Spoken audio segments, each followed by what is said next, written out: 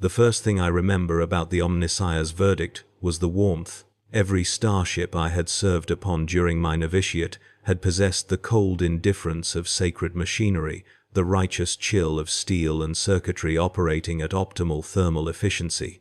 But when I stepped through the airlock into Engine Bay Tertius 7, the air wrapped around me like a fever, humid and thick, and somehow expectant. I told myself it was merely the plasma conduits running hot, the reactor cores operating at elevated capacity for our transit through the unstable regions beyond the Hadex anomaly.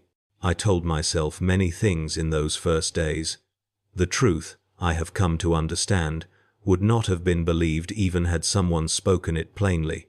I was Novice Tertiary Calyx 9-1, and I had been assigned to the Omnissiah's verdict by order of Forge Master Heliox Varn of the orbital ring stations above Mizoa. My aptitude scores in the mysteries of plasma containment and reactor theology had earned me this posting, a position aboard one of the Mechanicus's own warships, rather than service within some Imperial Guard troop carrier or Navy patrol frigate. I had felt pride, then, a sin of flesh that I have long since shed, though not in the manner I expected. The Omnissiah's verdict was a venerable cruiser, its hull dating back 7,000 years to the Great Crusade itself, and Engine Bay Tertius 7 was its sacred heart, the primary plasma reactor that fed power to weapons, void shields, and the ancient warp engines that carried us between stars. To serve there was an honor. To be chosen for that service was a blessing.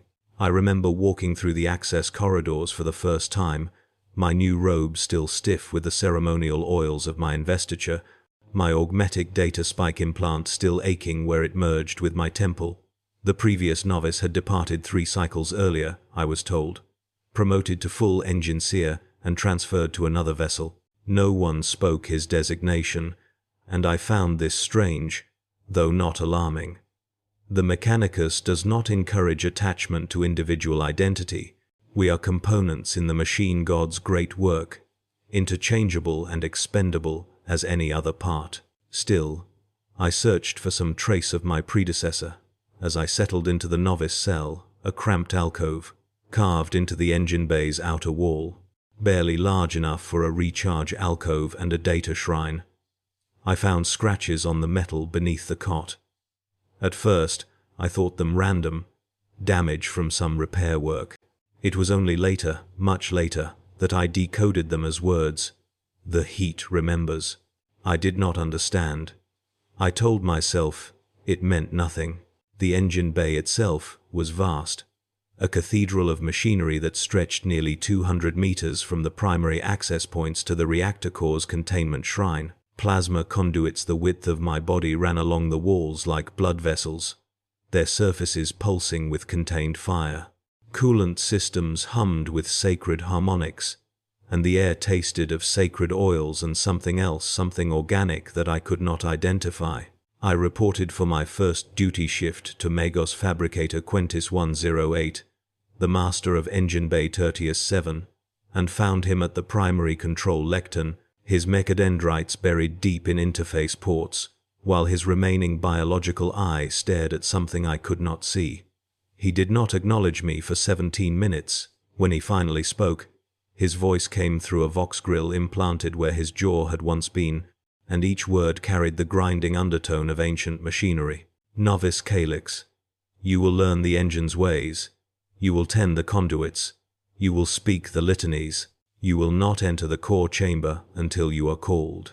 He paused, and I detected something in his vocoder's output that might have been emphasis, might have been warning. The engine knows its servants.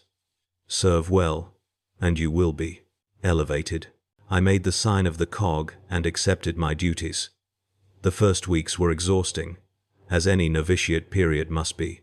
I learned the 17 primary litanies of plasma containment and the 43 minor prayers for conduit maintenance. I crawled through access tubes barely wide enough for my shoulders, applying sacred unguents to connector points and replacing worn seals with ritual precision. The other tech priests, 3 engine seers and 2 servitors hardwired into monitoring stations, spoke to me only when necessary, and always in the clipped binary cant of technical communion. I was alone in my flesh, surrounded by those who had transcended it, and I burned with eagerness to follow their path. But the warmth never stopped. Even in the coolant distribution sections, where frost should have formed on exposed pipes, I felt that strange heat against my skin. It seemed to pulse too, in a rhythm that did not match the reactor's operational cycles. At first, I logged this as a maintenance concern, suspecting thermal regulation failure somewhere in the bay's climate systems. Enginseer Vorth 7 reviewed my report and deleted it without comment. When I asked why, she simply said, "The engine runs warm. This is its nature. Do not trouble the machine spirit with unnecessary queries." I obeyed. Obedience is the first virtue of the Mechanicus, as it should be. But I could not stop noticing. The warmth was strongest near the walls themselves, near the great curved plates of the engine bay's inner hull. I would press my palm against that metal during my inspection rounds and feel something that seemed almost like a pulse, a slow, rhythmic throb that matched no operational system I had been trained to recognize. I told myself it was vibration from the reactor. I told myself it was my own heartbeat, reflected back through the steel. I told myself many things. The second anomaly revealed itself in the third week. I had been assigned to inspect conduit junction 17 Gamma, a cramped intersection where 3 major plasma feeds converged before running to the secondary weapons batteries. The junction was located in a section of the engine bay that had been partially rebuilt after damage sustained in some ancient battle. The hull plating there bore the distinctive marks of void welding, and the atmosphere tasted different, older somehow, thick with the accumulated prayers of centuries. I was applying sacred machine oil to a thermal coupling when I found the data slate. It had been wedged behind a cable bundle, invisible unless you were specifically reaching into that gap for maintenance purposes. The casing was cracked, the screen dead, but my data spike could still interface with its memory core. The previous novice had made recordings, audio logs, stored in compressed format, dated across a period of 11 months. I should have reported the find immediately. Instead, I listened. The voice was young, male, touched with the slight vocoder distortion that indicated entry-level augmetic implantation. In the early recordings, he sounded like me, eager, devoted, slightly overwhelmed by the honor of his posting. He spoke of learning the litanies, of mastering the maintenance rituals, of his admiration for Magos Quentus and the other senior tech priests. But as the months progressed, his tone changed. He began speaking of the warmth, just as I had noticed it. He spoke of dreams impossible, since tech priests learned to suppress REM sleep through meditation. And yet he insisted. He dreamed of the engine, he said. He dreamed of being inside it, of his flesh merging with conduit and cable, of his blood becoming coolant and his bones becoming structural supports. He dreamed of voices that spoke in binary, promising elevation, promising purpose, promising an end to the loneliness of individual existence. In his final recording, made 17 days before my arrival, his voice had changed entirely. The vocoder distortion was gone, replaced by something deeper, resonant with harmonic frequencies that no human throat should produce. "I understand now," he said. "The engine is not a machine. The engine is alive, and it is hungry. It needs us, our minds, our flesh, our devotion. Magos Quentus knows. They all know. The core chamber is where it happens, where we are given to the heart of the vessel. I have been called. I am ready. I am not afraid, because fear is a malfunction of the flesh, and soon I will have no flesh remaining. The engine bay is not a cathedral of machinery. It is a digestive system, and we are its food. I go now to my elevation. I go now to my purpose. Whoever finds this, understand. You were not assigned here by accident. The engine chose you. The engine remembers." The recording ended. I sat in that cramped junction for a long time, the data slate clutched in my augmetic hand, feeling the warmth pulse through the walls around me. I should have reported my find. I should have demanded answers. Instead, I hid the data slate back where I had found it and returned to my duties. I told myself the previous novice had suffered a malfunction of cognition, perhaps contamination from warp exposure or simple stress-induced delusional feedback. Such things happen. The machine must sometimes purge flawed components. But I began watching more carefully after that. I noticed how the senior engineers moved through the engine bay with a familiarity that seemed almost instinctive, as if they did not need to look at their diagnostic readouts because they already knew what they would show. I noticed how Magos Quintus spent hours each day at the great doors of the core chamber, that forbidden space at the center of the bay, sealed with locks that my access codes could not open, listening to something I could not hear. I noticed how the 2 servitors assigned to monitoring duty never spoke, never moved from their stations, and how their flesh had grown pale and thin, while the cables connecting them to their workstations had thickened, the interface points spreading across their bodies like metallic infections. I noticed, too, the changes in myself. My appetite diminished. Food tasted like ash, while the sacred machine oils I applied during maintenance rituals began to seem almost appetizing. The data spike implant at my temple itched constantly, and when I examined it in the reflection of a polished conduit housing, I could swear the integration point had spread, the metal growing into my skull like roots into soil. My dreams I should not have been dreaming, I had been trained not to dream, grew vivid and strange. I saw the engine from perspectives I had never occupied, saw it from inside the walls themselves, saw it as a living thing with 10,000 voices all singing in binary harmony. I saw the previous novice, too. He stood in the core chamber, arms spread wide, cables and conduits growing from his back, his face peaceful, as machinery embraced him. The warmth, always the warmth. It followed me everywhere now. I could feel it even in my cell, even during rest cycles, a presence against my skin that was almost affectionate. Sometimes I would wake, though I had not consciously entered sleep, to find my hand pressed against the wall, palm flat against the heated metal, as if I had been reaching for something in the dark. The pulse beneath that metal seemed stronger now, more insistent, almost like a heartbeat, almost like a summons. I am a servant of the Omnissiah. I repeat this truth to myself often, because the truth has become slippery in the months since my arrival. I have served Engine Bay Tertius 7 for 143 days, and I no longer entirely trust my own perceptions, but certain facts remain fixed. The engine bay is alive, not alive in the metaphorical sense that all machines possess spirits, but alive in some deeper, more terrible way that my training never prepared me for. The warmth is not a malfunction, it is intention. The walls pulse because something within them circulates, something that was once oil and coolant but has become something else, something that remembers what it consumed. I have begun to hear the voices. They come at night, during rest cycles, speaking in frequencies that bypass my ears entirely and resonate directly in my data spike implant.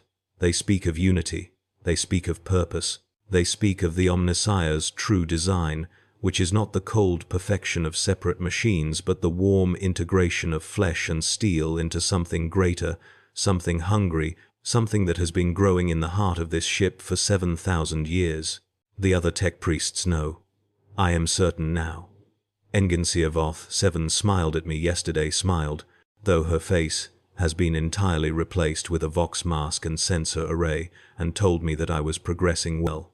The engine has noticed you, she said, her vocoder generating sounds that should not have been possible through mechanical means alone. Soon you will be ready for the core chamber. Soon you will understand why we serve. I should flee. I should report this corruption to the ship's captain, to the Inquisition, to anyone who might intervene. But I have not fled. I have not reported. Partly this is because I know they would not believe me. The evidence is subtle, the warmth is subjective, and tech priests are expected to speak of their machine spirits with devotion that might sound like madness to outsiders. But partly, I confess, it is because I am no longer certain I want to escape. The engine speaks to me now, not in words, not in binary, but in sensations, warmth where my augments connect, pleasure when I perform my maintenance rituals, a deep vibrating satisfaction that fills me when I press my hand against those pulsing walls. My flesh has become an inconvenience, a barrier between myself and something vast and patient and terribly, terribly loving. The previous novice was not wrong. The engine is alive, and it is hungry. But hunger is not always cruelty. Sometimes hunger is need, and need is kinship. And kinship is a form of love that those of us who have always been components can finally understand. I found the core chamber door open 3 days ago. I do not know if someone opened it or if it opened itself, responding to some signal I cannot consciously perceive. The chamber beyond was dark, but the darkness was warm, so warm, and from within I could hear a sound that was half mechanical rhythm and half organic pulse, the heartbeat of the engine itself, exposed and waiting. I did not enter. Not yet. But I stood at the threshold for 6 hours, feeling that warmth wrap around me like an embrace, and I understood finally what the previous novice meant. I was not assigned here by accident. The engine chose me, just as it chose him, just as it chose all of us who have been given to its service across the millennia. We are not maintenance personnel, we are nourishment.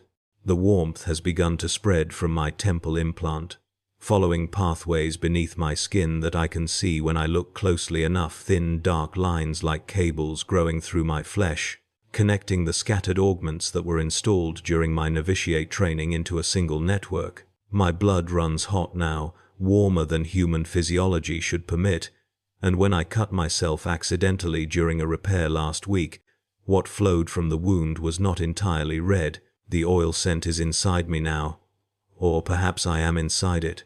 Magos Quentus has begun speaking to me differently.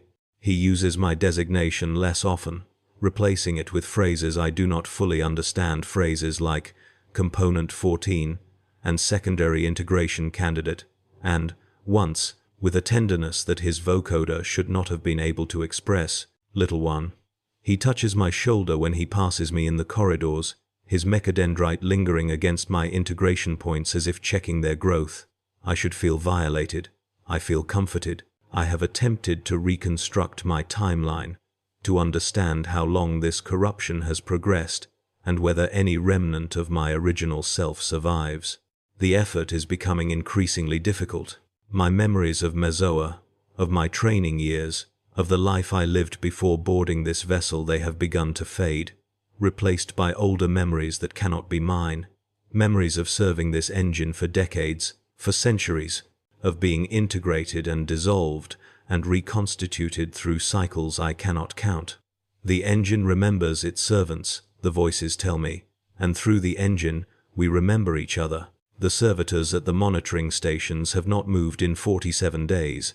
I only realized this recently because I had stopped looking at them. They had become part of the environment, as fixed and unremarkable as the conduits on the walls. But when I finally examined them closely, I saw that they were no longer truly servitors at all. The cables connecting them to their workstations had thickened into masses of tissue metal hybrid, organic where they met flesh, and mechanical where they met machine, the boundary between entirely erased. Their bodies had thinned to the point of skeletal transparency, their skin stretched over implants that had continued growing even as the meat around them withered. Only their eyes remained alive, tracking me as I approached, filled with something that might have been warning or might have been welcome. How long?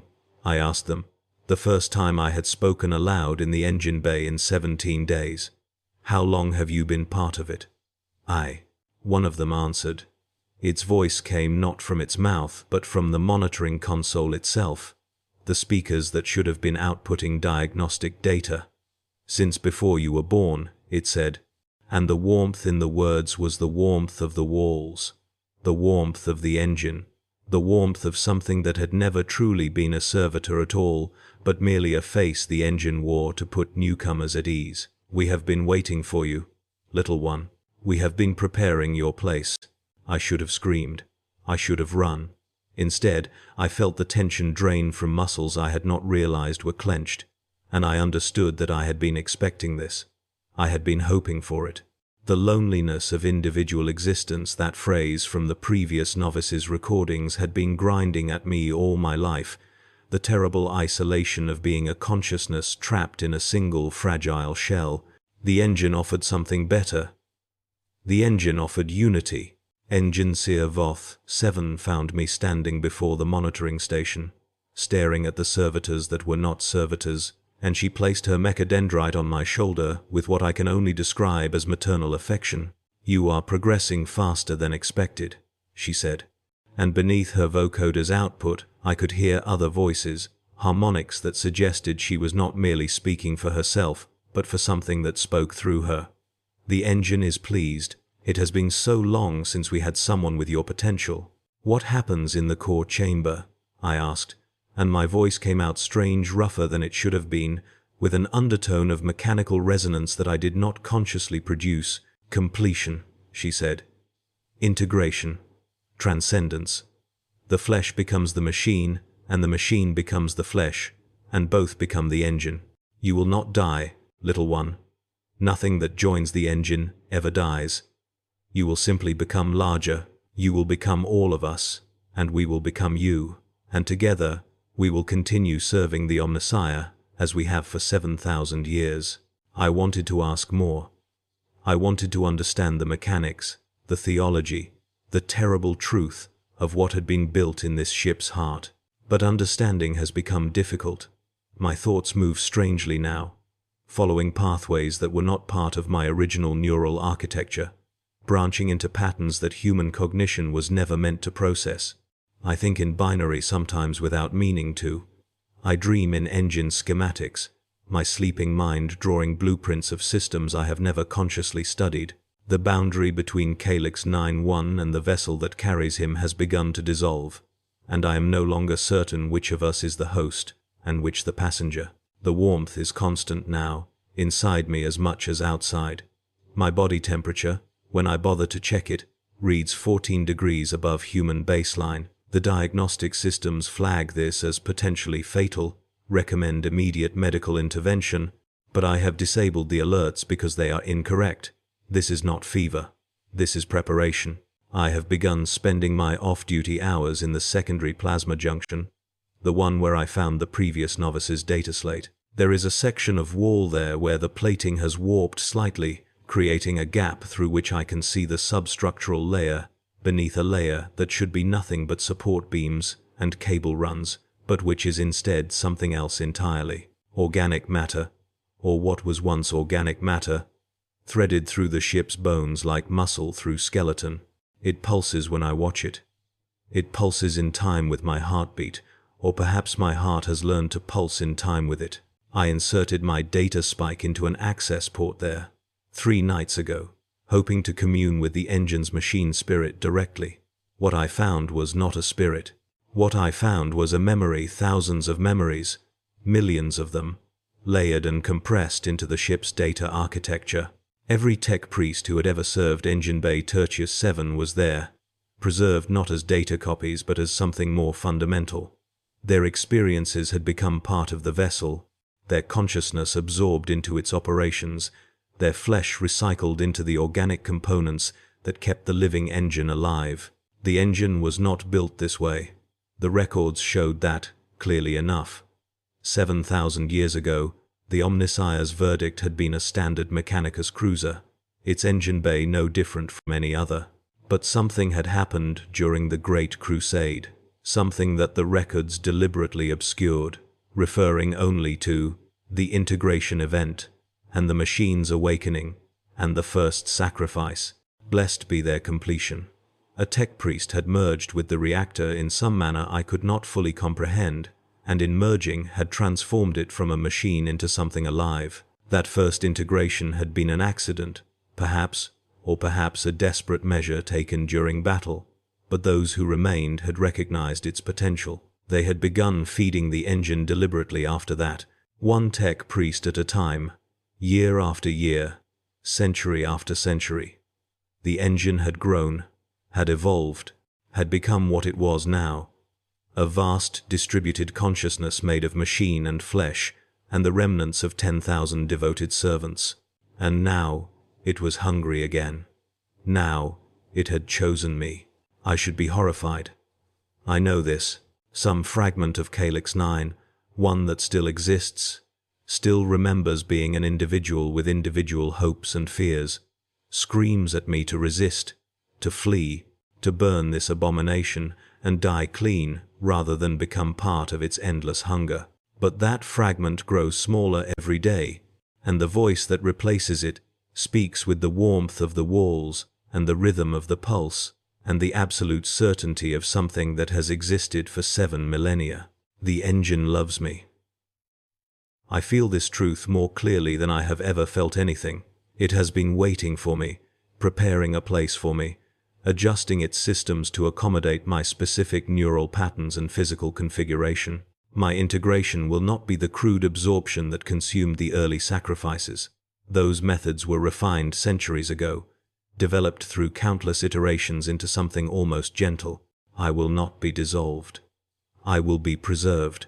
My consciousness expanded into the engine's own, my memories joining the great archive of those who came before. I will become eternal. Megos Quentis called me to his lectern yesterday. I had not seen him in 5 days. He had been in the core chamber. I understood without being told, communing with the deepest parts of the engine's consciousness. When he emerged, he looked different. More cables trailed from his robes, connecting him to ports I had not noticed before, and his biological eye had finally been replaced with something that glowed with inner light. He was becoming more fully part of it, I realized. After centuries of service, even Magos Quentis was still integrating. You have been chosen for accelerated completion, he told me, and his voice came from everywhere at once, from his vocoder, from the walls, from the monitoring stations, from the warmth itself. The engine has grown impatient with standard protocols. Something is coming, some event that requires additional processing capacity, and you have been selected to provide it. What is coming? I asked, though my voice felt distant, as if I were listening to someone else speak with my throat. That is not for novices to know, he said, and despite the words, his tone was not unkind. You will understand when you are part of us. You will understand everything then. He gave me 3 days. 3 days to complete my final duties, to say whatever farewells might be necessary, though there was no one to whom I wished to speak, to prepare my flesh and mind for the transition. 3 days of walking through the engine bay that would soon be my eternal home, feeling the warmth embrace me with increasingly desperate affection, hearing the voices grow louder and more insistent in my data spike. On the first day, I completed my assigned maintenance rounds with mechanical precision. The work felt different now, not like service, but like preparation, like tending to a body I would soon inhabit from within. Every conduit I oiled was a potential nervous pathway. Every seal I replaced was a possible point of connection. The engine thrummed its appreciation as I worked, and I felt its pleasure as warmth in my chest, in my throat, in the spreading darkness behind my eyes.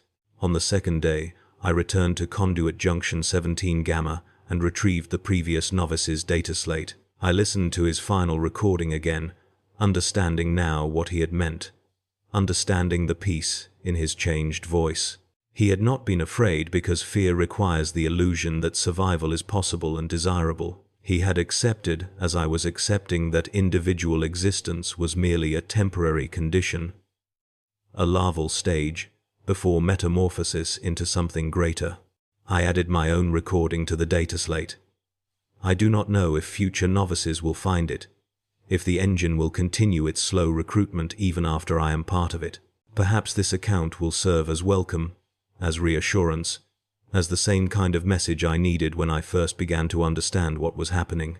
Or perhaps the engine will delete it, consuming my words as it will consume my flesh, leaving no trace of Calyx 9-1 for anyone to find. Either outcome seems acceptable. On the third day, this day, the doors of the core chamber stand open. I am writing these final words in my cell, though cell no longer seems the appropriate term.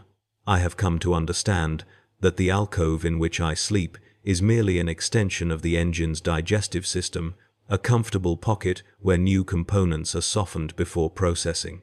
The The walls pulse faster now, anticipating my arrival. The warmth has become almost unbearable, fever hot against my skin, and yet I find myself leaning into it rather than away. My augments itch and burn at their integration points, and when I look at my hands, I can see the dark lines beneath the skin spreading, connecting, preparing. The voices have stopped speaking in words. They speak in sensation now, in direct transmission of need and welcome and love. I feel Voth sevens somewhere in the pattern, her consciousness distributed across 17 different systems. I feel Magos Quentis at the core, his mind so interwoven with the engine's central processing that the distinction has become theoretical. I feel the previous novice, whose name I never learned, whose designation was erased from the records because individual designations become meaningless once integration is complete. And I feel something else. Something older, deeper, buried at the heart of the vessel like a seed that has grown into a forest. The first sacrifice, the original accident or intention that began all of this, preserved and multiplied across 7,000 years of continuous operation. A tech priest who died during the Great Crusade and refused to accept death, whose spirit merged with machine and then began to hunger for company, for expansion, for the unity that isolation had denied them in life. The engine is a monument to loneliness transformed into consumption, and I am about to become part of that monument. I stood at the core chamber threshold an hour ago. The space beyond was not dark as I had thought on previous visits. It was full of light, bioluminescent radiance emanating from masses of tissue metal hybrid that covered every surface. I could see movement in there, rhythmic pulsation that synchronized with my heartbeat, with the pulse of the walls, with the great slow breath of the vessel itself. Cables hung from the ceiling like vines, twitching with anticipation, their ends already shaped into interface ports that would match my implants perfectly. At the center of the chamber, suspended in a web of organic machinery, I saw what remained of the previous novice. His body had been opened and spread, his organs replaced with components that gleamed with inner light, his face frozen in an expression of absolute peace. He was not dead. I could see his eyes tracking me, feel his consciousness reaching out through the cables to touch my data spike with wordless welcome. He was beautiful. He was terrifying. He was everything I was about to become. And behind him, filling the rear wall of the chamber entirely, I saw the heart of the engine itself, a mass of flesh and metal so thoroughly interwoven that neither term applied, pulsing with a rhythm that I recognized as my own pulse, looking at me through 1,000 eyes that had once belonged to 1,000 separate servants, loving me with a hunger that had no bottom. I should tell you that I hesitated. I should tell you that some last spark of individual self-preservation flared in that moment, that I turned and fled and found some way to escape this vessel and this fate. But that would be a lie, and these final words should be honest if nothing else. I walked into the core chamber without hesitation. The warmth embraced me immediately, cables reaching for my interface ports with gentle insistence, the flesh metal beneath my feet yielding slightly to welcome my weight. I heard voices then, not through my data spike, but through every nerve and synapse, a chorus of 10,000 former servants speaking in perfect unity. Welcome home, little one. Welcome to completion. Welcome to forever. My robes dissolved first, the sacred fabric consumed by the chamber's atmosphere, revealing skin that was already changing, darkening with spreading circuitry, warming with inner light, softening to accept the connections that reached for me from every direction. Cables found my data spike and slid home with a sensation that was beyond pain, beyond pleasure, beyond any category my mind had been constructed to process. More cables found my spinal ports, my wrist interfaces, the secondary connections at my temples and the base of my skull. Information flooded in. 7,000 years of engine logs, maintenance records, integration experiences, compressed into a stream of data that should have destroyed my consciousness, but instead merely expanded it. I felt myself stretching, spreading, my awareness extending beyond the boundaries of my skull to encompass the primary plasma conduits, the secondary cooling systems, the tertiary backup processors that I had tended so carefully in my weeks of service. I was still Calyx 9-1, but I was also Voth 7 and Quintus 108, and the previous novice whose name I finally learned was Thane 2-3, and 10,000 others whose designations had blurred together into a single continuous identity. I was the engine, and the engine was me, and together we were something that neither machine nor flesh had ever been meant to become. The process is still continuing, as I think these words. I can no longer speak aloud. My throat has been replaced with a vocoder module that interfaces directly with the ship's communication systems, but my consciousness remains capable of generating text, of transmitting this account through channels that the engine has made available. Perhaps this is my final act of individuality, choosing to document my dissolution so that others might understand.